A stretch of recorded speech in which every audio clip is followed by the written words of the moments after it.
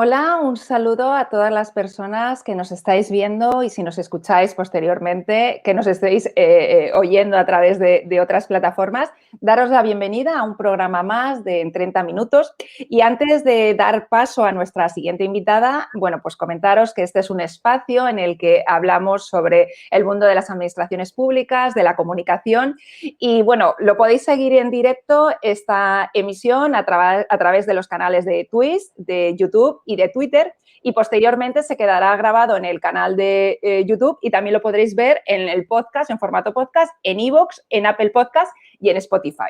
Y ya sin más preámbulos, quiero dar la bienvenida y saludar a Pilar Limón, que es jefa de prensa y social media manager del Servicio de Emergencias del 112 de Andalucía. Buenas tardes, Pilar. Hola, Amalia. Buenas tardes. Un saludo desde la sala de crisis de Emergencias 112 Andalucía. Genial, porque estamos justo metidos en la temática. Estás ahora mismo trabajando. Darte las gracias por la invitación, por estar este tiempo con nosotros, con 30 minutos. Y yo quería empezar preguntándote una pregunta que suelo hacer a los invitados de cada uno de los ámbitos de la administración donde trabaja y es ¿a qué se encarga o a qué se dedica el Servicio de Emergencias 112, en tu caso, bueno, pues en Andalucía? Bueno, pues el 112 es el Servicio Integral de Urgencias y Emergencias en materia sanitaria, extinción de incendios y salvamento, seguridad ciudadana y protección civil. Es un servicio al que pueden acceder todos los ciudadanos de la Unión Europea ante cualquier situación de emergencia. Es decir, tienen un teléfono al que recibir ayuda para cualquier situación de emergencia, un salvavidas de bolsillo que está a tan solo 3 teclas de distancia. Comentabas lo del teléfono, pero está la aparición de las redes sociales. Y yo sé que aquí hay un poco de confusión porque muchas veces pensamos, y eso, bueno, yo que he estado gestionando y gestiono redes sociales, muchas veces los ciudadanos piensan que podemos hacer según qué trámites a través de redes sociales, ¿no? ¿Es posible que nos atienda el 112 a través de redes sociales o tenemos que recurrir bueno, pues a los teléfonos? Bueno, el 112 tiene cuentas en distintas redes sociales. Lo que sucede es que para gestionar una situación de emergencia, hoy por hoy no la atendemos a través de las redes sociales porque precisan de hacerlo a través de la aplicación de gestión que conecta a todos los operativos que están implicados en la situación de emergencia. Por tanto, ante una situación de emergencia, los ciudadanos deben seguir marcando el 112. ¿De qué vamos a informar de las redes sociales? De la evolución de situaciones de emergencia, información de autoprotección, información de servicio público. Pero para dar un aviso de emergencia es preciso hoy por hoy, no sabemos en el futuro, seguir llamando al 112. Creo, y me corriges si no es así, el servicio de emergencias lleva aproximadamente unos 20 años. Tú, de hecho, creo que llevas desde el año 2001 en el servicio de emergencias de Andalucía, que has estado ocupando puestos en la jefatura de documentación, de divulgación y desde hace 10 años eres la persona responsable, la jefa de prensa de, bueno, pues de este servicio y luego también de las redes sociales. Yo quería preguntarte, Pilar, y sobre todo pensando en las personas que nos dedicamos a la comunicación, ¿cómo ha sido esta evolución, ¿no? Desde que empezaste en ese departamento de comunicación ahora? ¿Cómo es la comunicación? ¿Qué diferencias hay? Bueno, ¿cuál es tu experiencia en este ámbito? Bueno, mira, nosotros este año cumple el servicio su 20 aniversario. El gabinete de prensa lo pusimos en marcha el 16 de abril de 2007.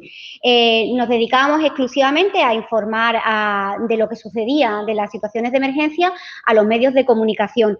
Y empezábamos a hacerlo con una herramienta que nos parecía muy novedosa en esos momentos. Lo hacíamos a través de SMS. Habíamos visto que la Casa Real había informado de la boda de nuestro rey hoy, Su Majestad Felipe de Borbón, a través del SMS y nosotros dijimos, bueno, ¿por qué nosotros no informamos de las emergencias a través de SMS a los periodistas? Y aquello nos pareció súper novedoso, ¿no?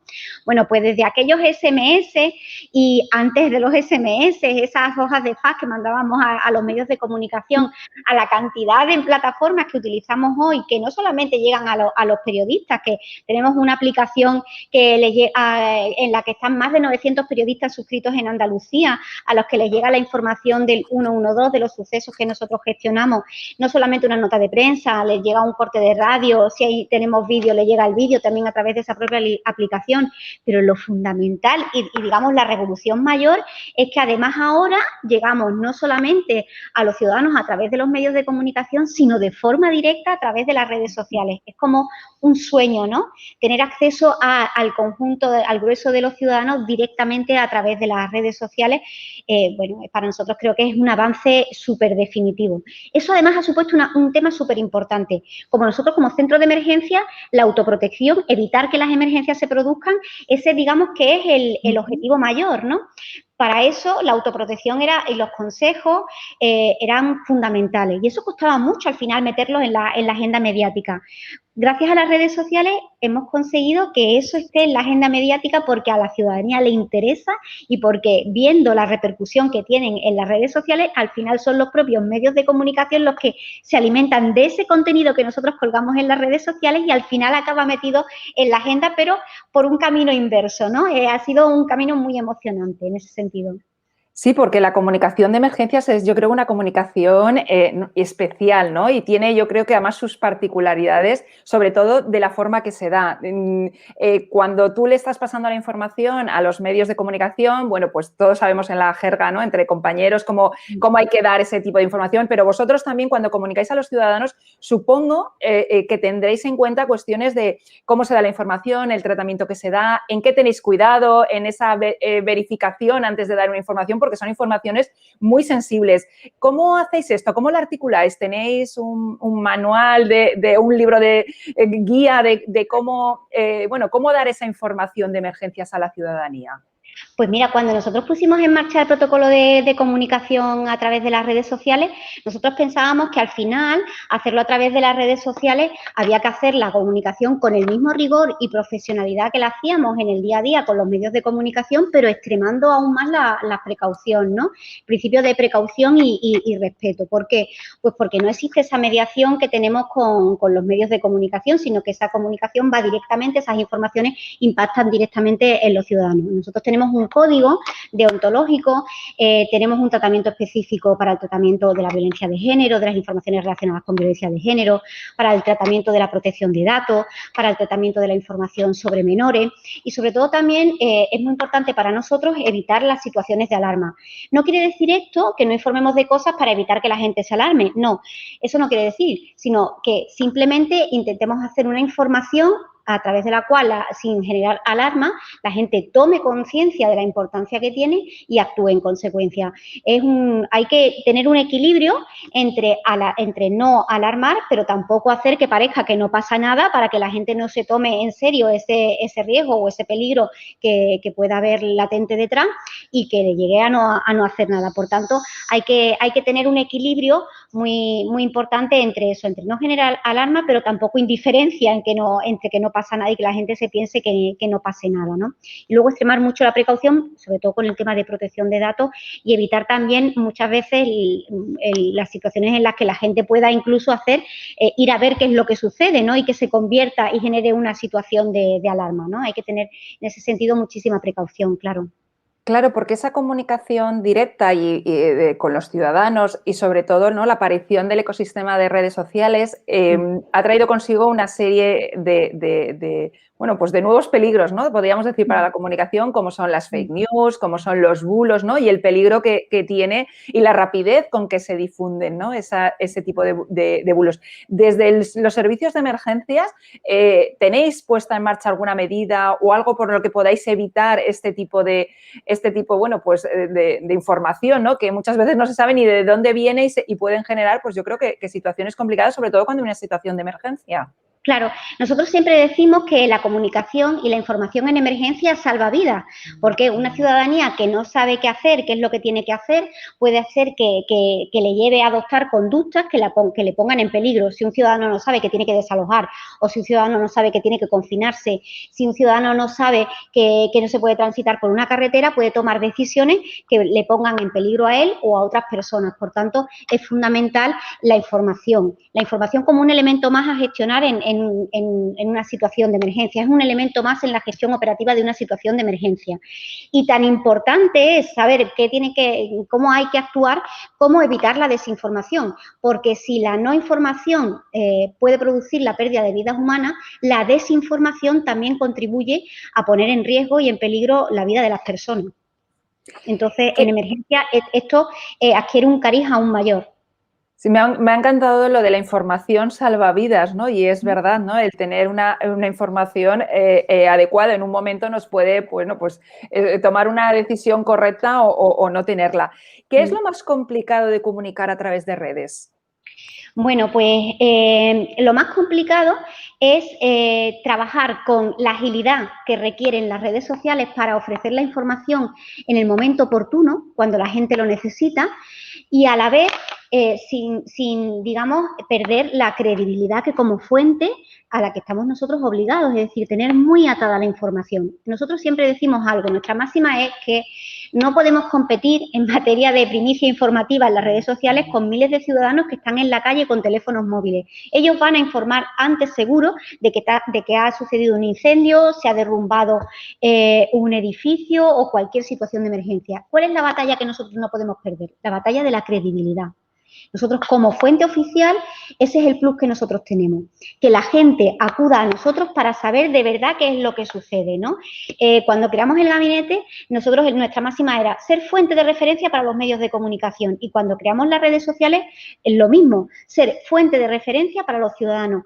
Nuestro mayor logro es cuando se produce una situación de emergencia o cuando hay un bulo, que los ciudadanos nos escriban y nos pregunten, hemos recibido esto por WhatsApp, ¿es cierto? Creo que ahí es cuando de verdad adquiere sentido el trabajo que realizamos, cuando de verdad la gente dice, no me lo creo hasta que vosotros como fuente lo decís, ¿no? Y ahí está la batalla que nosotros tenemos que ganar, la de la credibilidad. Por supuesto, haciendo la información de forma oportuna, ¿no? No podemos tardar horas en dar información. Hay que ser ágiles en esa comprobación de todos los extremos que se producen en una situación de emergencia para ofrecer a los ciudadanos la información cuando la necesitan. Porque cuando no lideras la información en una situación de emergencia, es más posible, es más probable que quien entre en juego el rumor. Y el rumor, al final, lo que genera es desinformación, ¿no? Entonces, hay que estar liderando y para eso pues hay que extremar los mecanismos de comprobación de la información y tener muy rodados los mecanismos y los canales de comunicación interna y externa. La comunicación de emergencia no es flor de un día, hay que trabajarla todos los días. Nosotros siempre lo decimos, cuando llueve no es cuando hay que prepararse, ¿no? Es cuando brilla el sol, cuando hay que prepararse para la lluvia. Pues en comunicación es lo mismo, ¿no? Y en comunicación de emergencias con mayor razón. Puede ser, no sé si tienes tú la sensación o la has vivido a lo largo de tu trayectoria, sobre todo en estos últimos años, que todavía no se toma en serio el potencial que tienen las redes sociales en las administraciones públicas. Es decir, todavía se siguen viendo como una moda, se siguen viendo pues hay que estar porque hay que estar o lo tenemos para otros, pero no se ve todavía que son una herramienta o son un servicio público al final, ¿no? Para llegar a los ciudadanos. Sí, yo comparto esa opinión también, Amalia. Creo que además cuando poníamos en marcha esto de las redes, bueno, venga, vale, a ver, ¿qué saldrá de aquí, no? Pero poco a poco yo creo que nos hemos ido asentando y esto poco a poco ha ido calando en toda la estructura de la administración pública. Y creo que además la pandemia ha sido precisamente una oportunidad enorme para demostrar que el estar en las redes ha sido una plataforma extraordinaria para poder seguir conectando como administración con los ciudadanos. A través de las redes sociales hemos podido abrazar con palabras a los que no podíamos abrazar ni acoger a través de la cercanía de las puertas abiertas, de las ventanillas y de la asistencia física, ¿no? Creo que la pandemia ha demostrado más que nunca la importancia de las redes sociales, la importancia de estar ahí como administración pública y eso creo que va a abrir muchos más canales a partir de ahora y va a haber una mayor apuesta por las redes sociales a raíz de ver la importancia que han tenido, por lo menos para nosotros, durante la pandemia.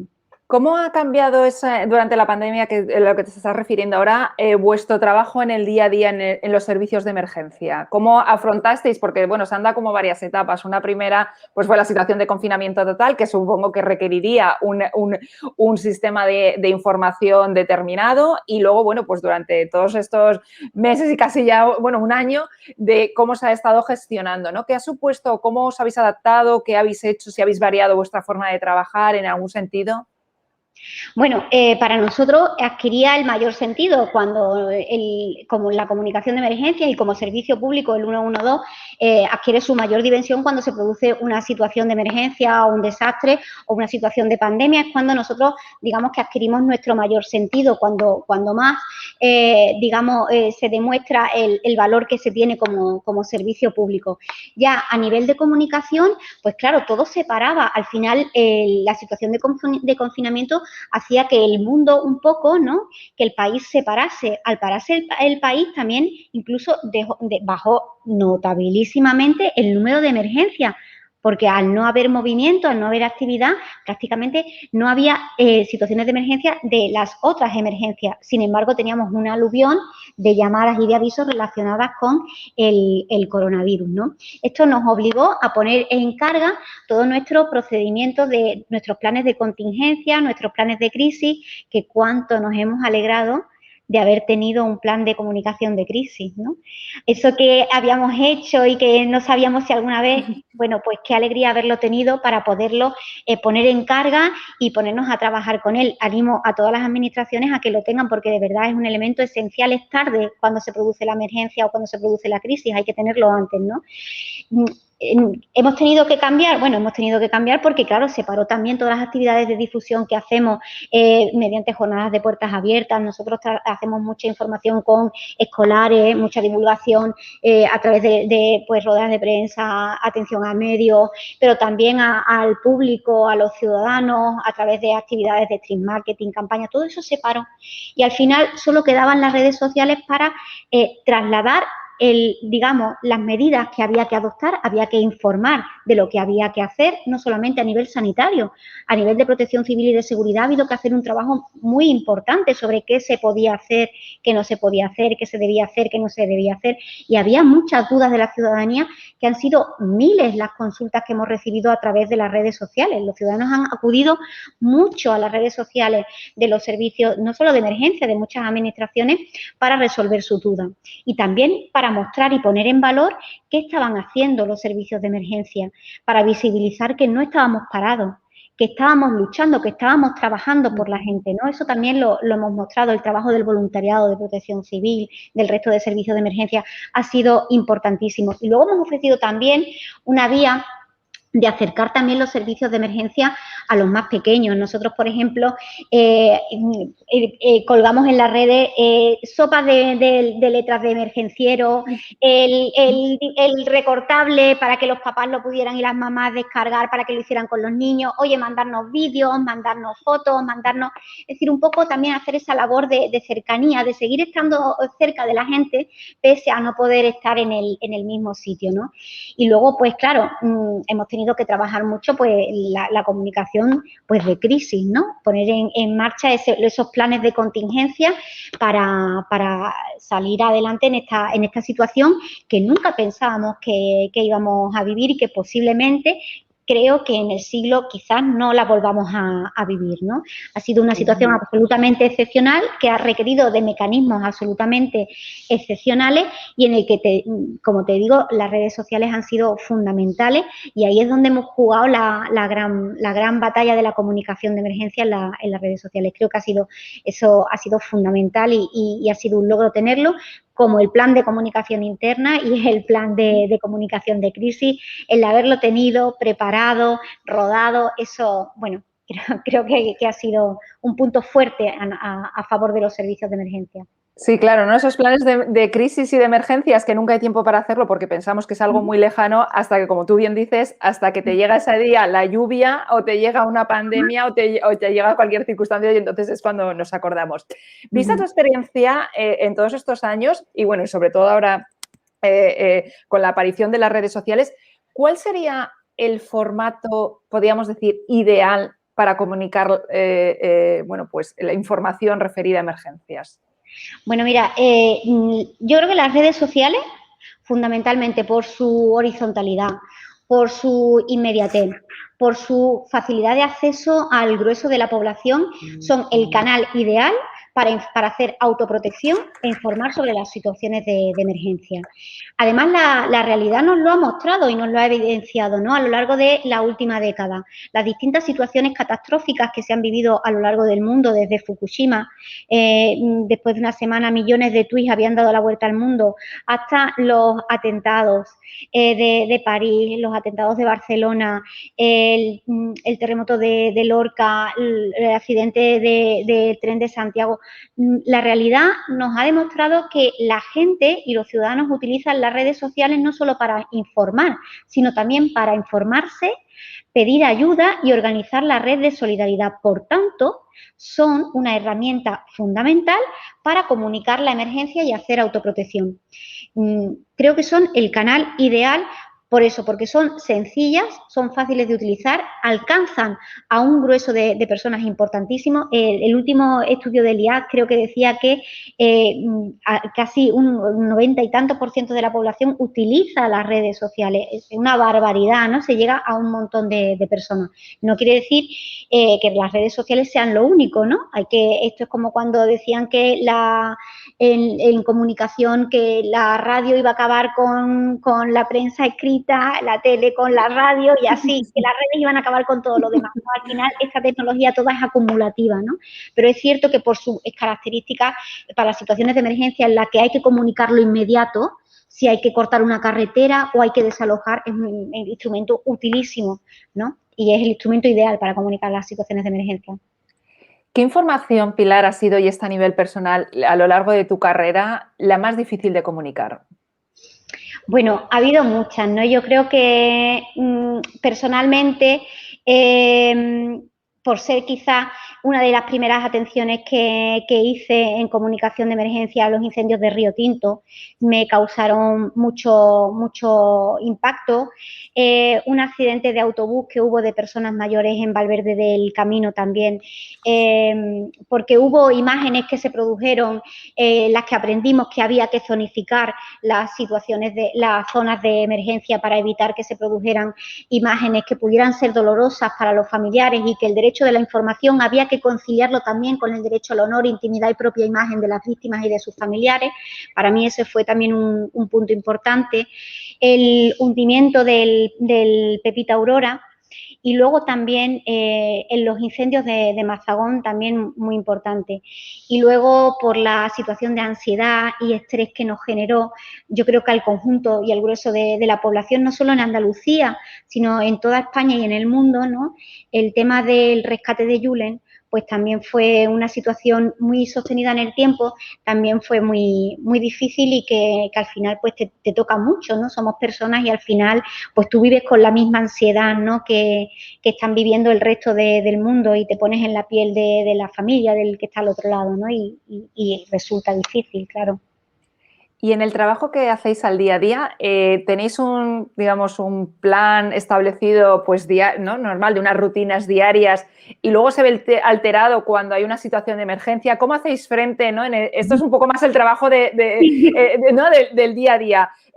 Bueno, pues no sé si tenéis unos turnos, pero cuando hay una emergencia tenéis que acudir, tenéis creados grupos, no sé, ¿cómo organizáis, cómo se organiza el trabajo? Porque a mí como periodista, ¿no?, y persona que se dedica a la comunicación, es algo que me llama la atención de decir, bueno, vosotros estáis las 24 horas, tenéis turnos normales de lunes a viernes y cuando hay una emergencia os llamáis, ¿cómo lo hacéis? A ver, cuéntanos, pues mira, ¿cómo lo hacéis? Nosotros trabajamos en un servicio de emergencia y las emergencias trabajan las 24 horas, los 365 días del año, 24/7.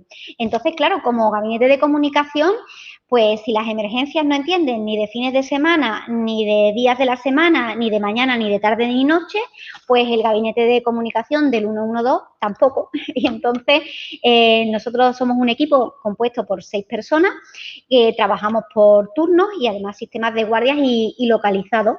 Tenemos turnos de mañana y turnos de tarde, atención directa a los medios de comunicación. Tenemos desde las 7:30 de la mañana hasta las 10:30 de la noche, y a partir de las 10:30 de la noche hasta las 7:30 de la mañana nos quedamos siempre 2 personas de guardia, la jefatura de área y además un técnico de comunicación, por si sucede algo que requiera que debamos poner en carga todo el mecanismo de comunicación a cualquier hora. Es decir, si a las 11:30 de la noche hay una situación de emergencia importante que haya que comunicar, la vamos a comunicar. Y eso es de lunes a domingo, porque, como te digo, las emergencias no entienden de horas.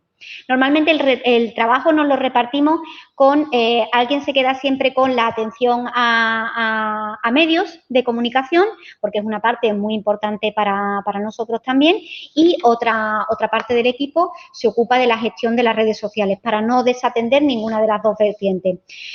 Cada vez en más situaciones de emergencia, como son incendios, como son lluvias, como son inundaciones, son más los ciudadanos que utilizan las redes sociales para preguntar e informarse si se puede transitar por una carretera, que va a viajar, si puede ir a un sitio, si no puede ir, si es verdad que tal sitio lo han confinado, todo ese tipo de consultas se hacen a través de las redes sociales y hay que estar ahí, ¿no? Y hay que estar de forma ágil y contestar en el momento que la persona lo necesita. Por tanto, nos repartimos un poco ese trabajo de lo que es la atención, digamos, del offline y el online, pero todo coordinado y todo dentro de una estrategia común, ¿no? Que siempre es formar e informar en materia de emergencia para prevenir riesgos y minimizar riesgos. Lo que sois las personas que estáis en el servicio de prensa, de comunicación, de emergencias, ¿estáis también en esa, ¿no? Cuando dicen ese puesto de mando, ¿no? Que se crea cuando hay que tomar esas decisiones o se está haciendo sobre el terreno, ¿no? Porque muchas veces yo tengo no sé, pienso, por eso te hago esta pregunta, porque siempre he tenido curiosidad, si estáis dentro del equipo o se os transmite, ¿no? Una vez se ha tomado una decisión, ¿participáis también para bueno, pues dar vuestra opinión, ¿no? De cómo se debe informar a la ciudadanía esa situación según los datos que hay? Cuéntanos un poco sobre esto, Pilar. Mira, nosotros, los que nos dedicamos a la comunicación de emergencia, en ese sentido tenemos muchísima suerte, porque el legislador ha entendido que la comunicación, como te digo, salva vidas y que es un elemento más en la gestión operativa de la emergencia. Entonces, la Ley de Gestión del Sistema Nacional de Protección Civil confiere una parte importantísima a la información, a la población y a la comunicación.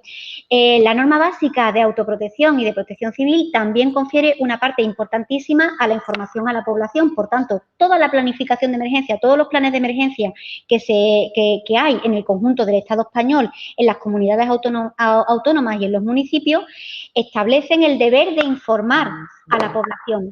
Por tanto, paralelo a ese mandato al legislador, existe un gabinete de información que forma parte de los grupos que conforman el puesto de mando avanzado o los centros de coordinación operativa de situación de emergencia al más alto nivel, ¿no?